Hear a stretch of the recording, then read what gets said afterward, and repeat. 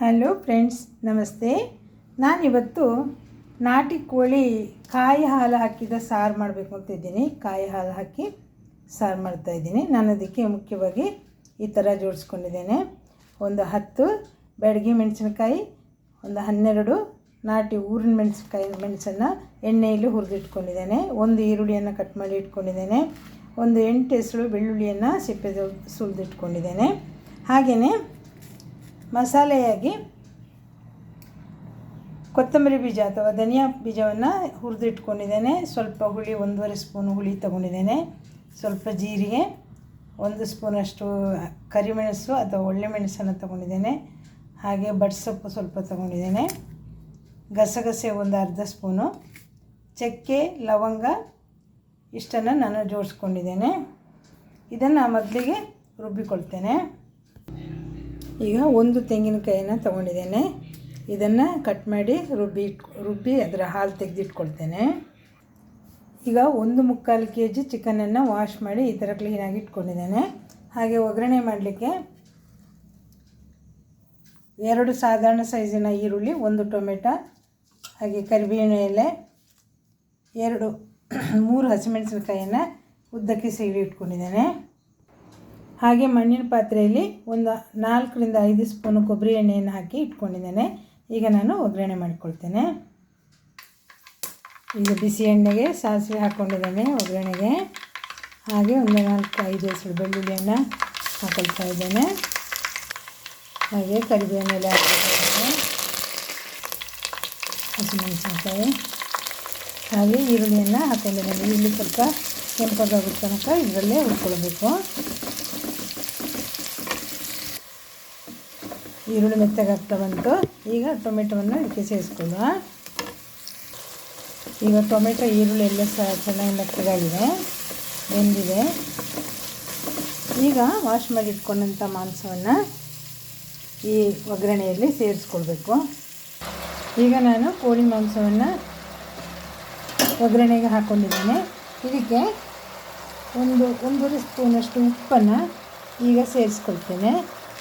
ಹಾಗೆ ಸ್ವಲ್ಪ ಹಳದಿಯನ್ನು ಹಾಕ್ಕೊಳ್ತೇನೆ. ಹಳದಿ ಮತ್ತು ಉಪ್ಪನ್ನು ಹಾಕೊಂಡ ನಂತರ ಕ್ಲೀನಾಗಿ ಇದನ್ನು ಮಚ್ಚಿ, ನೀರು ಹಾಕೋದು ಬೇಡ, ಹಾಗೆಯೇ ಒಂದು 5 ನಿಮಿಷ ಹಾಗೆ ಮುಚ್ಚಿಡುವ. ಹಾಗೆ ಇದೆಲ್ಲ ನೀರು ಬಿಟ್ಕೊಳ್ತದೆ. ಈಗ 5 ನಿಮಿಷ ಆಗಿದೆ ನೋಡಿ, ಚೆನ್ನಾಗಿ ಪೀಸಿಂದ ನೀರು ಬಿಟ್ಕೊಂಡಿದೆ. ಇದು ಬೇಯಲಿಕ್ಕೆ ಆಗಲಿಲ್ಲ, ಇನ್ನೂ 10 ನಿಮಿಷ ಇದು ಬೇಯಬೇಕು. 15 ನಿಮಿಷ ಬೇಯಿಸಿದರೆ ಹುರ್ಕೊಡಿ ಬೇಯ್ತದೆ.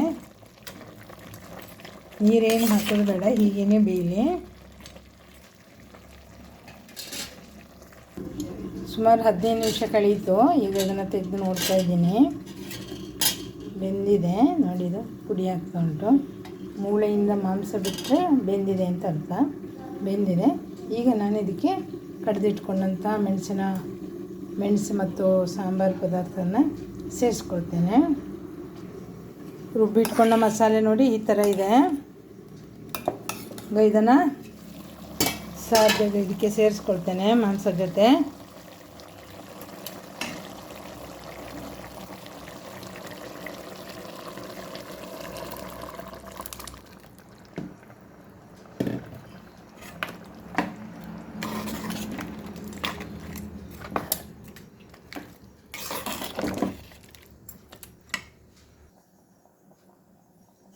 ಈಗ ಚೆನ್ನಾಗಿ ಮಚ್ಚಿಬಿಟ್ಟು 2 ನಿಮಿಷ ಕುದಿಸುವ. ಮತ್ತು ತೆಂಗಿನ ಹಾಲು ಹಾಕ್ಕೊಳ್ಳಿಕ್ಕಿದೆ.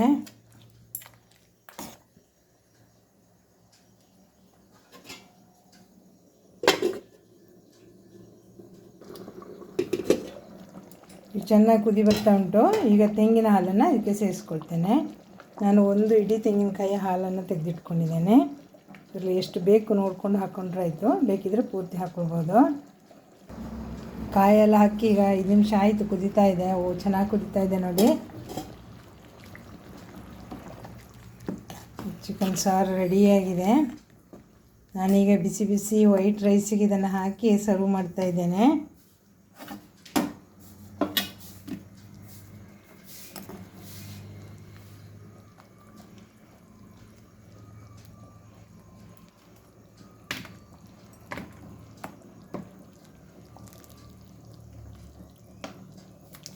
ಇದು ಸಾಧಾರಣವಾಗಿ ಮಂಗಳೂರು ಕಡೆ ಮಾಡುವಂಥ ಶಾವಿಗೆ ಅಥವಾ ಬೆಳಗಿನ ತಿಂಡಿಗೆ ಮಾಡುವ ಶಾವಿಗೆ ಹಿಟ್ಟಿಗೆ ಚೆನ್ನಾಗಿರ್ತದೆ.